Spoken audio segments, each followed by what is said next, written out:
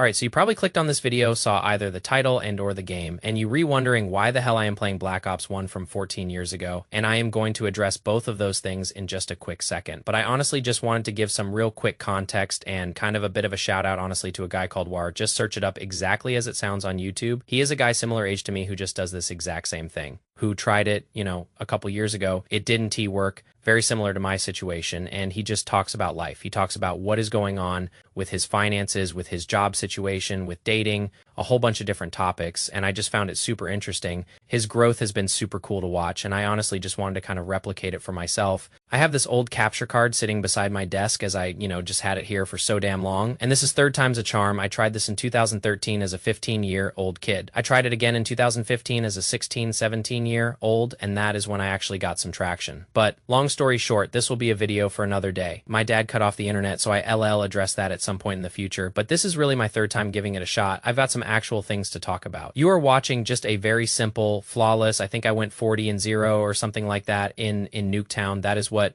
half the reason 40-0 is T2 impressive. But on Nuketown, as you can imagine, is extremely difficult. So I've got a couple gameplays similar to this. This will be my very first official video back, if you will. And, before we get into that, this is again a one take. There is not going to be any fancy editing. There is not going to be any fancy overlays, nothing like that. I am just going to have a conversation with whoever asks listening. And if it can literally just help one person shed some light on things in life and whatnot, I am happy. I've literally done my job, and that is all I ask. So the title is very simple. I am not going to sugarcoat it. You do not have as much time as you think. You may as well just start. And this is coming from a 26-year-old. Okay, so I know I've not lived, a ton of life, but V had enough experience in my 26 years that I can feel, especially the last 5 years or so, just blinking, and it has gone by like that, like the snap of fingers, and I can really explain it. I am not going to talk about the science or any of that garbage, but honestly just thinking of like, holy crap, like when you are young, when I first started this channel, it is like, oh man, I am 13, 14, 15 a year. Back then felt like a decade right now, right? Like a year goes by so damn quick.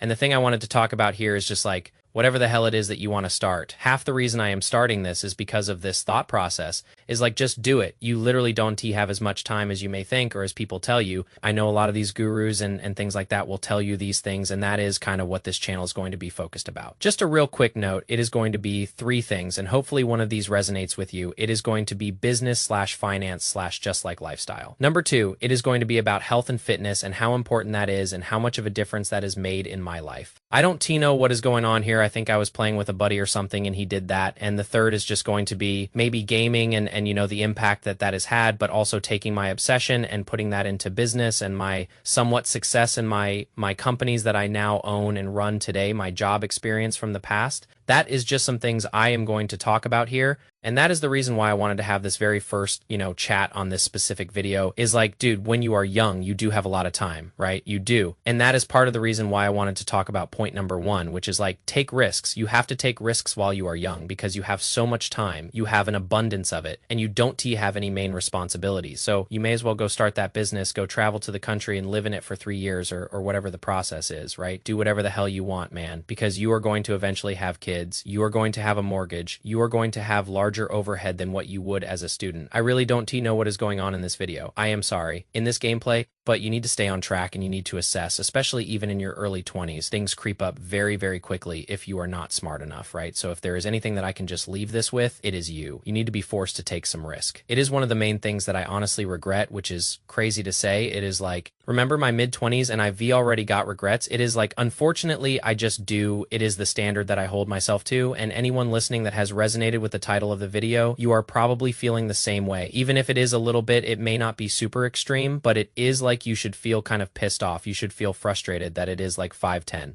15 years, however old you are while watching this video, it is like that has gone by like the blink of an eye. Like if you are my age, 26, it feels like 2012 was not that long ago. And it is like, holy crap, dude. Like that is so damn long ago. Like that is insane. That is when I first started uploading videos. You could see my very first video on here. And I thought I had so much conviction that I was going to be a YouTuber and that I was going to make a living from this. And then I kind of fizzled out. I didn't put as much focus into it. I stopped taking the risk of just uploading videos and just seeing what what happened. I got too scared of what people would think and or say, and it is like I am at an age now where it is like, who cares, man? Who honestly gives a damn about any of that stuff? You just need to take the stab, take the risk, get out there, make content. There is a lot of people starting videos because of the guy that I mentioned were earlier in this video is like, dude, it is just inspiring to see someone grow because there is so much nostalgia with these old CODs, right? And I think that is something that people are really resonating with and just going back to that time of your life from 2000, call it 2009 to 2013, man. Like you just had to be there. When people ask, I just say you just had to be there in this era of COD. But it is so funny to go back on and look at those commentaries from guys like Hutch or White Boy 7th Street or Woody Gamertag or people like that and you know, relive those moments. And that is why I still play these games. I don't play these games to try and, you know, stay stuck in the past. It is not anything to do with that. It is just, I freaking love these games and there is no other way around it. So as this game comes to an end, I know Ivy had a little bit of a yap session or rambling, but the message stays strong. It is like, dude, just start whatever it is you want to start. I am starting this channel. This is the very beginning of hopefully a ton of wisdom and ton of videos on my success with money or just any of that stuff. Fitness, health. If you have any questions, leave them in the comments. I'll get to them as I can and we'll roll from there. Thank you so much for taking the time. Appreciate it. Now, let us talk real money because that is why you are actually here, is it. You are not here for my gaming skills. You are here to figure out how not to end up a broke, bitter old person, and my message is simple, brutally simple. Start now, stop making excuses, stop overthinking, stop trying to find the perfect strategy. Because perfect strategies are for people who like to feel smart, not for people who actually want to get rich. Rich enough to not care about working for someone else. Rich enough to tell your boss to go take a hike. Rich enough to actually live. You see, you have $150,000. That is a decent chunk. It is not life-changing money, but it is enough to get the snowball rolling. And here's the thing about snowballs. They start small, and if you just keep pushing them consistently, monotonously, boringly, they become an avalanche. That is the boring truth, the brutal truth of wealth creation. It is not about being a genius. It is about being relentlessly, stubbornly consistent. Now, with that $150,000, you are probably thinking, what is the hottest new stock? What is the crypto craze? What is the next big thing? And my answer to that is, who cares? Seriously, who cares about the next big thing? Because by the time you hear about it, by the time it is on every financial news outlet, you are already too late. You are buying into the hype, and hype is for suckers. You are not a sucker.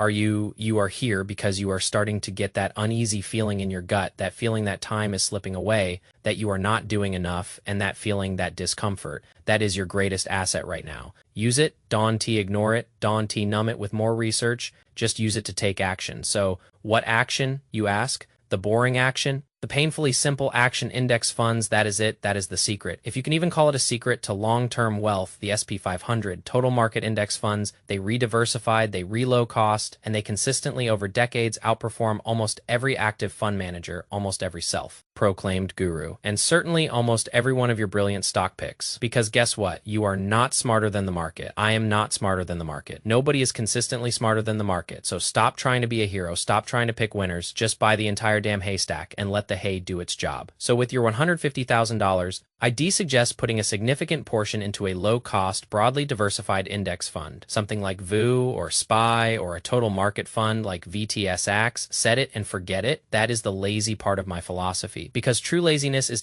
about doing nothing. It is about setting up systems that do the work for you so you can actually do nothing or, play Black Ops 1, whatever floats your boat. Now, the next part of this brutal truth is about spending. You probably hear all sorts of advice about cutting out your lattes and skipping your avocado toast. And sure, if you are drowning in debt and can barely make rent, then yeah, maybe rethink those daily indulgences. But for someone with $150,000, it is not about the lattes. It is about the big stuff. It is about the lifestyle creep. It is about that new car you don't really need, that bigger house you are trying to impress people with. The constant need to upgrade and accumulate, that is where your money actually goes to die. So instead of focusing on what you can have, focus on what you actually want, true freedom. And true freedom comes from not needing to constantly spend to feel good. It comes from knowing your money is working for you, not the other way around. So you've invested in index funds. Great. Now what? Now you keep adding to it consistently every single month without fail, even when the market is down, especially when the market is down, because that is when you are buying assets at a discount. That is when the real wealth is built. It is not exciting. It is not glamorous. It is not a get-rich quick scheme. It is the opposite of all those things. It is painstakingly boring. It is the diligent, repetitive action of a disciplined investor. That is the boring discipline, part of my philosophy. And let me tell you, boring discipline will make you rich. Flashiness will make you broke. So, how much should you contribute? As much as humanly possible. without starving yourself or living in a cardboard box. Seriously, if you are still young in your 20s, your greatest asset is your investment portfolio. It is your income and your ability to save a high percentage of that income, because that is what fuels the compounding machine. That is what turns 150,000 into 1.5 million, and then 15 million. It is not magic. It is math and it is time. And you, my friend, have less time than you think, so stop wasting it. Another thing, debt. If you have high interest debt like credit card debt, that is your number one enemy, worse than any market crash, worse than any recession, because that debt is actively eating away at your future. It is a financial black hole. So before you even think about index funds, kill that high interest debt with the ferocity of a starving wolf. Pay it off, every single penny, even if it means eating ramen for a year. Because once that debt is gone, you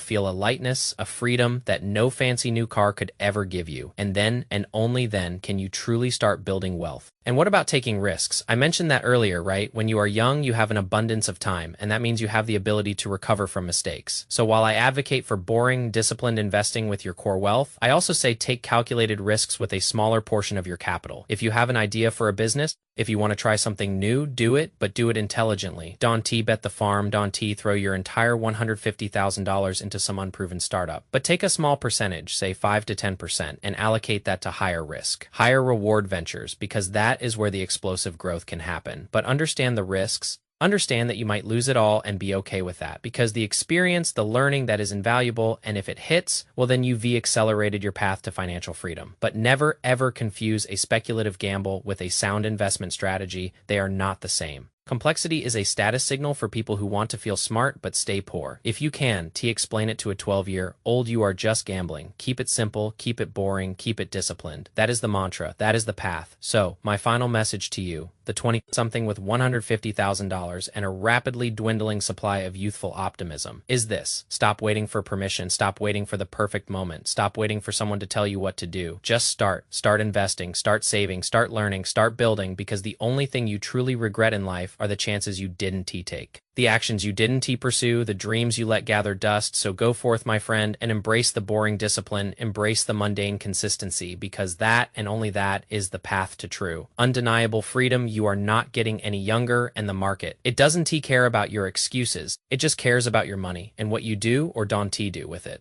This isn't about being a financial guru. It is about being a financial realist. And the reality is, time is your most precious and rapidly diminishing asset. So use it wisely, or don't. It's your funeral.